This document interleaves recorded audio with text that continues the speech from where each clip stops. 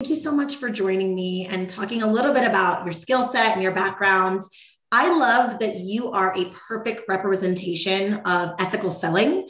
When I think about what brings you to the table as someone who's unique and different and can really inspire not just fellow realtors, but also just anyone interested in making content to do so with the heart for the people that you're helping and sharing. You were the first person that came to mind. I'd love to know a little bit about your sales backgrounds. Thanks for having me, KK. It's my absolute pleasure to be here with you. And I really appreciate you looking to me. I'm honored and privileged to come on and hopefully provide some value to you or wherever you would like to use the content. Awesome. Tell us a little bit about you and your background. Yeah. Did you want to know specifically about my sales background? Well, actually, yes. I'm so curious because I think you approach sales very differently from the average realtor, if I'm being honest. I think about as a marketer, right? Sales and marketing is meant to be long-term. And yet many times the best who are proactive and doing great things with their clients, they are approaching sales and marketing long-term. Many are looking at it from a short-term lens. And I love your view on how you help your clients even through difficult markets. So I'm curious about your background and maybe how that led you to be who you are. So really, in terms of my sales background, I'm a longtime salesman and I worked in many different industries, which helped me kind of learn, the psychology of sales. And it really comes down to psychology.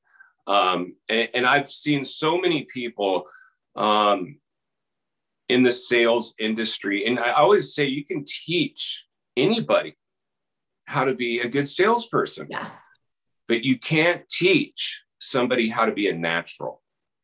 And so, and I don't want to say that you can't learn and be successful in sales without being a natural, because there's plenty of proof out there you can. Absolutely. And I was that guy for many, many years, right? But some people, you just meet them and you're like, there's something about this person, right? You don't even know you're being sold to when they're selling what they're selling to you, right? And so I had to be told this from my clients, mainly my clients. You are such a good salesman. And I was really kind of caught off guard because I didn't really understand, I was a good salesman. I felt the sales pressure to perform. Got it.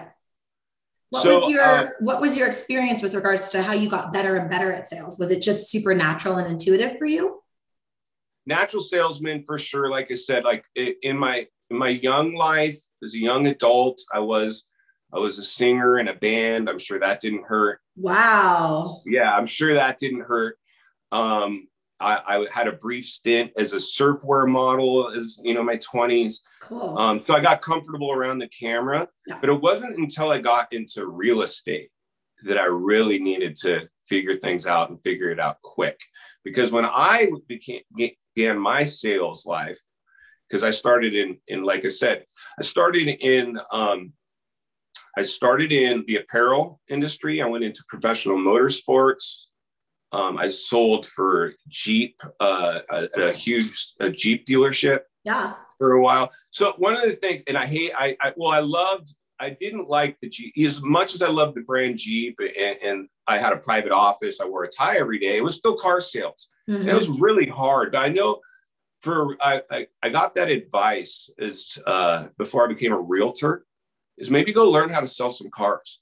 Wow. If you really want to learn what selling's like, go try to sell some cars at a dealership. It's cutthroat. It is hard and it's painstaking. Like I really did not enjoy much of my life there at all. Sure. Because you're swimming with the sharks and there's just a lot of sharks in that industry. Not that there's not in real estate.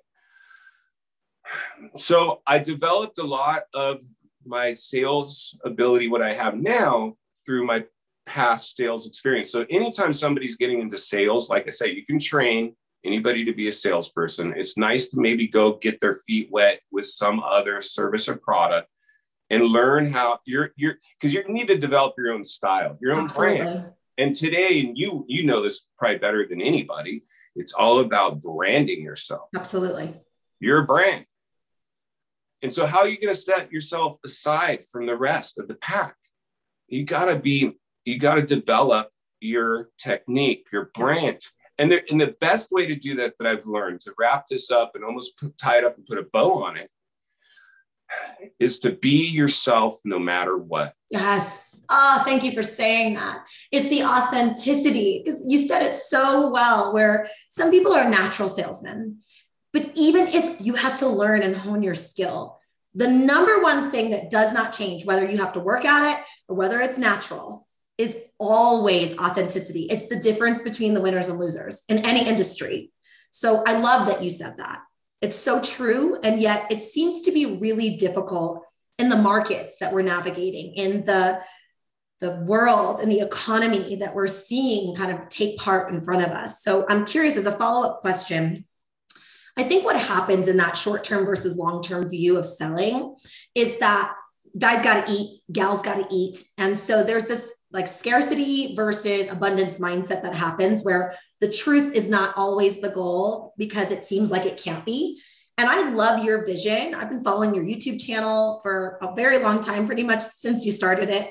And I love that you've been able to navigate that very difficult aspect of sales and marketing, which is, how do I give people the truth while also honoring the fact that I have to make a living at some point? I'd love to get your thoughts on that, and maybe why you chose the path that you did, and how you've been able to make that work for you. I think a lot of people privately are concerned about their ability to do that. And I think it's the single most important aspect of what they're currently doing. It's not selling a house. It's thinking about, how do you ethically sell and also help people in the long term, and think of that as the goal versus the shiny carrot here in the short term.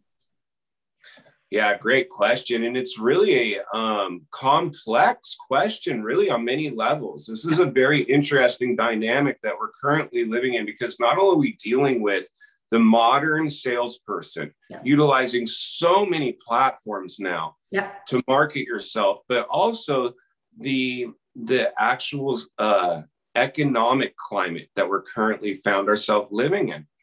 And so there's a lot of division. And so as a salesperson, your job is to really find common ground with your audience. You can't be too far one way or the other. Now, the reality is that, and that's one of the things I think maybe that's allowed me, and to be quite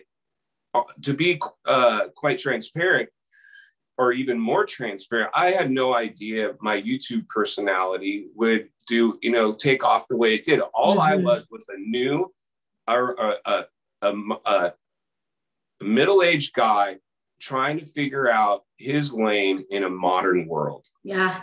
And what I realized is I really needed to take advantage of anywhere I could create a profile online, everywhere I could. LinkedIn, Instagram, Facebook, YouTube, anywhere I could create a profile for myself. It's free.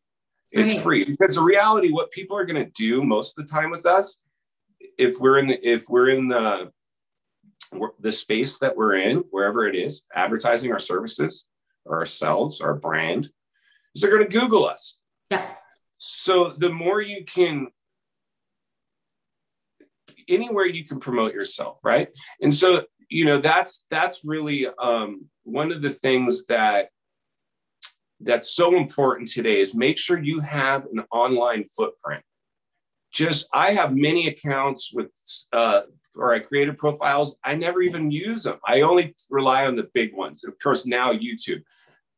A lot of things I get from a lot of people these days, all the time, especially now that my YouTube's growing, is I could never do that. I can't talk. I can't do this. I can't do that. You'll critique yourself to death and never make one post. If you're waiting to be perfect, you're not going to be perfect. Nobody wants you to be perfect. They want you to be like what you said, authentic in yourself. And the reality is you're going to not be able to sell to everybody you get in front of. And that has to be okay. Ooh, I love that, Scott. That makes so much sense. It's like, it is absolutely the scarcity versus abundance mindset, where it's like any and every client who calls me about a property has to be a client that I sell, versus, okay, this may not be a client that I can sell to right now. And I love how you always say, like, I'm going to help you on the sidelines. So when it's time to go shopping, I'm the first person you think about. Mm-hmm. That to me is the ethical sell. That is how you can do well while doing good. And I just love your perspective on that. It's truly a breath of fresh air. So I have a question for you because of that, because when you started sounding the alarm, when you started being very clear about concerns about the market, and I think really breaking yourself apart from the average realtor. I can say that because I work with realtors very often and I see the difference, right? There's the realtor that's giving a market update that everything is all flowers and rainbows. And then there's someone like you who's honest about what we're walking through and helping people authentically navigate what that may or may not look like for them. Where do you get that sense of balance? I think what happens oftentimes in this modern world, like you talked about, is that we're living in echo chambers. So if you're only talking about the positive aspects of the market, you also almost only know that. And you refuse, most people, to get versed on the other side, to look at the counter argument or to look at the economics that tells us differently. You seem to have such a good handle on that. How did you get there? Are there certain things you look up? Is there certain things that you do personally just to make sure that you're kind of right sizing your knowledge with what people expect from you? Great question. And let me see how I can paint this picture to be as broad stroked as possible. So one of the things that I, like many other people, when the pandemic hit, was very uncertain of what our future was in terms of what's going on. And do I need to brace myself? I think we all momentarily were like, hey, we're frozen at home. How do we earn income? And then we saw, for me, I was just a realtor trying to do his thing in the realtor space. And then there was that moment of what's going to happen with the industry, right? Yeah. Is there a crash? We momentarily had this micro crash almost because everything froze. And then they made realtors essential workers and dropped the interest rate to try to these extreme stimulus measures to stimulate the economy. And then what I saw transpire next was just this insane push to buy to the point where I couldn't believe what I was seeing. I couldn't believe what I was seeing. And for whatever reason, I turned the camera on myself one day and took advantage of my YouTube channel that was really just sitting there, not being utilized. Wow. And I gave my temperature check. I think the first video I posted that really launched my channel was a temperature check of exactly sounding the alarm in terms of this is what caused everybody to rush into the market was stimulus and that I'm attending sales meetings of a very big brokerage in a top performing city where prices are astronomical. And this is what I'm seeing. And I believe that this is potentially going to have some blowback. Yeah. I don't see how it can sustain itself. And for whatever reason, I realized that resonated because somebody in the real estate space, as much as I wanted to believe that this market would just last forever, and maybe it could, my gut feeling told me it can't. And we're seeing that now in real life, in real time with the Zillow now realizing they couldn't make it work, and they're in big trouble. And then Evergrande in China, we're a global economy. There's just a lot of things that we could look to. So the reality is that if I was an agent relying specifically on commission checks and I needed a certain amount of performance from my income every month to keep a roof over my head, I don't know if I would have been able to come to the channel and give this type of talk. Because such a great point. So for me, it just happened to be a realtor who has lived through the last crash, had to rebuild myself once again. And now I have safety nets and I always live smaller. Like I could live so big if I wanted to, but I just, having lived through what I went through, I was like, no, I enjoy free time. That's what we all want, is free time. As much as I love to sell real estate, I do it for free. And lately I've been doing tons of consulting for free because I really want to help people, right? Yeah. But so kind of answer your question, I knew this was going to be a tricky one. No, this is a great, very in-depth analysis of how you got to be so well versed. It's actually a perfect answer. It's not cookie cutter. It's not quick answers because there's a quick solution. I love it. Keep telling us. Nice. Good. So I just, I saw the public respond to the message of a realtor in the realtor space, because we all knew it. We all knew that there was something wrong here, but nobody wanted to admit it. I just said what many of us were thinking, unless you're a realtor, then 9 times out of 10, and a lot of realtors don't know that this, or they're just, I get it. Like, they just don't want to wrap their head around the idea of maybe this market couldn't last forever, or if they, you just keep pushing on and trying to sell people. So my goal is like what you said. If I can place you on the sidelines, and I'm out there, I'm working with clients right now, but I'm trying my best to scrutinize and at least say, listen, if you buy right now, based on my experience, after the last crash, what happened is if you put the minimum amounts down on your home, and your home goes upside down and the economy goes through some problems, and I believe we need to get through at least the next year to see really how the economy is going to respond to the economic pressure that we're now seeing. And we're seeing a lot of red flags. So that is kind of the message is, listen, realtors, we got to work. Go earn your clients. Place some of them on the sidelines. They'll respect you and use you when they're ready to buy. And the no pressure agent will always outperform a high pressure. Absolutely. It's funny you say this. I wasn't even thinking about it until you said this, but you know how many realtors they'll claim that they want to be your agent for life, right? They want to be this 360-degree agent that can help you with every aspect of your home buying and selling, and any and every transaction that you do, even ones that they don't make commission on, like helping you find trades to fix up the property and all of that. We're happy to say that as an industry, as long as there's still like a booming industry to go off of. But somehow that same 360-degree approach to being an agent is completely thrown out the window when we think about like economic trends and market trends. It's amazing that we want to be a client's realtor for life, but we're petrified if that goes beyond the 3 to 6 months that they buy a home. Wow. And so I'm curious, is it maybe, I'm going to postulate a little bit with you, and you tell me if you agree or if you redirect.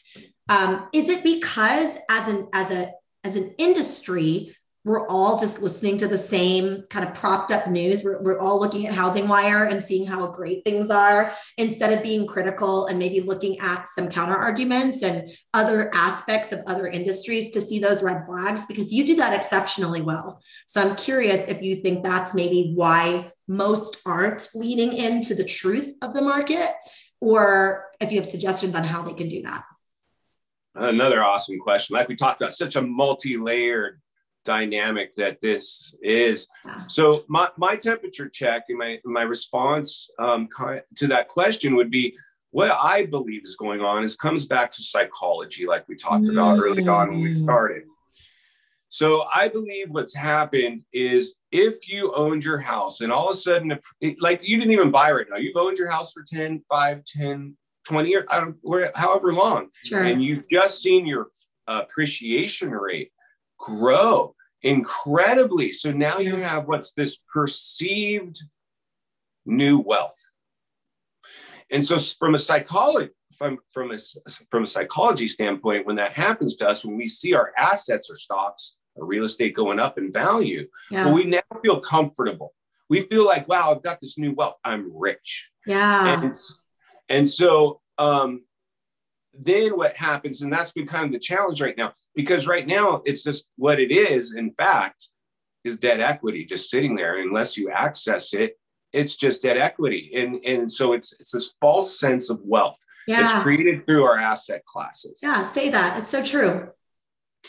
So with that being said, I think the reality is you're going to have two sides of the fence on this one, because you're going to have a lot of people that just saw their personal wealth grow through this appreciation in real estate. And so that's one side of the fence. So and then you have other people on the sidelines that are basically saying that this is a bubble. It looks just like a bubble. It resembles the last bubble. It's a bubble.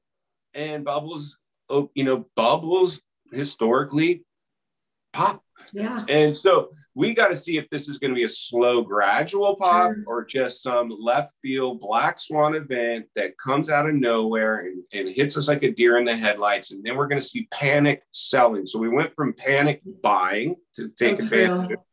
And then we could see from a psychological standpoint, that's why Zillow concerns me more than face value, just having, their issues internally. Me too. It's like, it's scary. It doesn't scare me because I don't scare easily. It grabs my attention when I see, okay, what's this going to do to people in terms of, are they going to panic sell when something grabs their attention? Yeah. Oh, that's so good.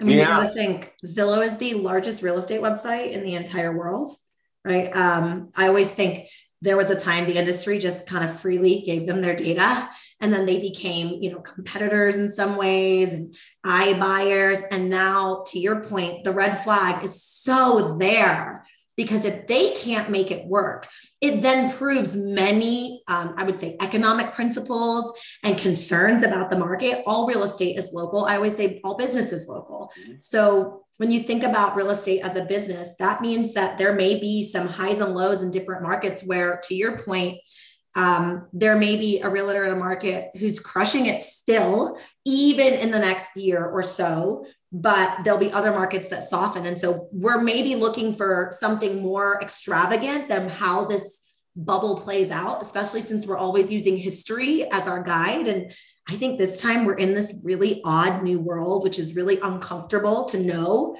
We have no idea how the bubble can burst or how it can slowly deflate. I love that you pointed that out, that it may not be this massive burst at 1 month in time. It may be a burst in one market, a slow decline in others, a little softening in another, cluster of markets. And I think that can be very scary depending on how people approach the newfound wealth that they just had. I think Zillow is one of the biggest red flags we have right now on the market because of that.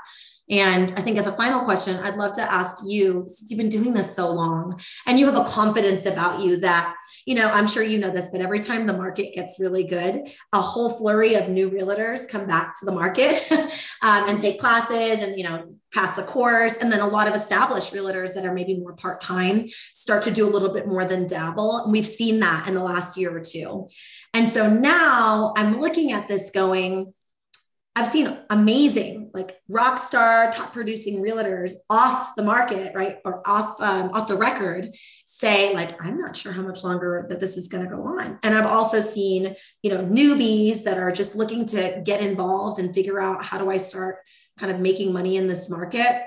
I've seen them both have the same fears privately, very rarely publicly. So I'm wondering what you would say to them, whether they're a top producer who's just kind of looking to continue their success, or even if they're brand new and wondering if they can really make this work through the difficult, unperceivable times that we're potentially going to be navigating. What's your best advice for them? So that's another really good one. So what I believe, let me wrap my head around this. So what I believe, you're absolutely right. New agents, it's very hard for new agents because when we're new, I remember in the last real estate boom, that's when I got my license. And then the market crashed. And if you're not an established agent, as neat of a guy as I think I am, and is well, because I was born and raised in the area that I was, working in, I had this fantasy that just because Scott Walters has his real estate license now, I'm going to light the world on fire because I'm such a neat guy. And the reality is I was so wrong. Real estate is such a complex business and it is so much to learn. And so the advice I was given was make sure you have at least a year's worth of cash reserves when you get into real estate, because you're going to be scraping by on fumes for a year, unless you get lucky. Yeah. The second piece of advice I got as a new agent was find the hottest realtor in your area, or at least one of the top producers, because only 5% of real estate agents are getting rich. The rest of us are making a living. Yep. And, so you can do really well, just making a living. You can make a good living, but it's not going to be much different than a regular 9-to-5 person. Right. You're just going to do something hopefully you love.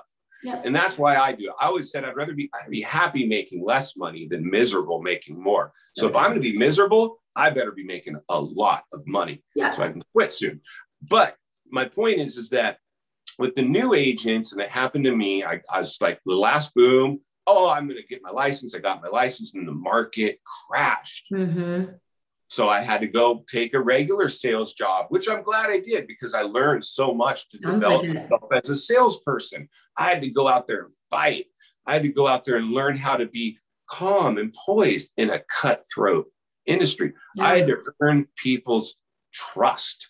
And that's a skill set that's going to pay you huge dividends. Yeah. So no matter where you're at and what you're doing, if you can do that, you've already won. You've already won. And because your work's going to be so much more satisfying because you're helping people and you've earned their trust. The money will become secondary because people have to be first. So that's the one thing for the new agents is just expect that. Go out there, be yourself, earn people's trust. Don't worry about the money. The money will come. Find a hot agent in your area. Call them, email them, text them. Say, hey, listen, can I hold your open houses? I'll do it for free. Can I be your assistant? I'll do it for free. Go intern for somebody for like a year.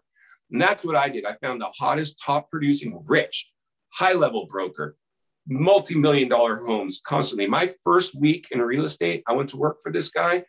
And I got lucky. He actually offered me a paying hourly position. Wow. I was holding multi-million-dollar open houses my first week as in working full-time real estate. And it was scary, but it was fun because I got the feel of dealing with clients, dealing with customers, dealing with owners, dealing with buyers, dealing with sellers. They didn't know I was just the assistant. They thought I was the agent on the house. And so it was really that I owe everything to that first brokerage, What would you say then as closing thoughts and final question to the established realtors out there, like that same hot realtor in the market? They tend to have similar concerns and similar fears about how to navigate the future and be ethical in their selling while still making a living. What would you say to them? So for you agents that are already established, doing well, killing it, one of the things that I personally believe is really important right now is I just gained a new client this week because the agent they had started bragging about how many sales they had done. Oy. And so you got to be really careful if you're killing it as much as you want to tell everybody how you're crushing it, how you're just the biggest agent, and you're the best thing out going. And that's why they should use you. You might lose some customers if you come off arrogant and grandstanding. And what you have to understand is this real estate market will change. Nobody has a crystal ball. Will it continue to just flatline and appreciate, have standard appreciations now? Or will there be some kind of correction, recession? We don't know. Right. So be very prepared to poise yourself if you're successful with your clients to earn their business, because you might be getting a call back from one of your clients you just sold saying, I'm upside down on this house and the bank says I need to sell it. Yeah. And you need to go perform again. And if you were promoting rainbows and sunshine while you to close that deal, oh, you can never lose this. You want to just be very, very balanced, even killed. Because when they call you back for help to sell it, or you want the referral, or you want repeat business, or they start pushing other clients to you, you want them to remember you as the guy that really gave them solid advice and didn't paint some picture of you can't lose. Yeah. Because there's a possibility they can, and they're going to appreciate that so much more. So again, it comes back to really, don't live beyond your means. Don't base your current lifestyle on today's earning power. Yes. That's such good advice. It's basic financial literacy, but I think in industries like this where it's feast or famine, but sometimes when the feast is really good, we think we should get more and do more. I love your pragmatism and I love your just no frills. I'm going to tell you like it is advice for our agent friends and anyone else who's investing in real estate right now and excited to learn more about the market. Scott, I could talk to you all day. It is such a pleasure to speak with you. Thank you so much for your time. How can people find out about you and maybe support your YouTube channel? Is that what you prefer them to do? Yeah, of course. I love YouTube right now. It's such a great platform. So Scott Walters, Realtor USA. Love it.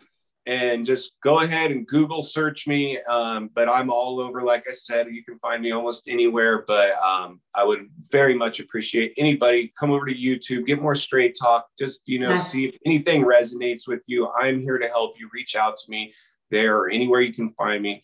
Thank you so much for letting me come talk to you and anybody that is watching today. I really do appreciate it. Yeah, this is amazing. As a raving fan of your channel, for real, I can definitely say that you are giving information that very little, if anyone else is. So I will personally endorse that is one thing you can do right now to improve not only your real estate knowledge, but just knowledge of the market and how you can better yourself while helping others. Thank you so much, Scott. We'll see you again soon. Let's do this again sometime. You got it.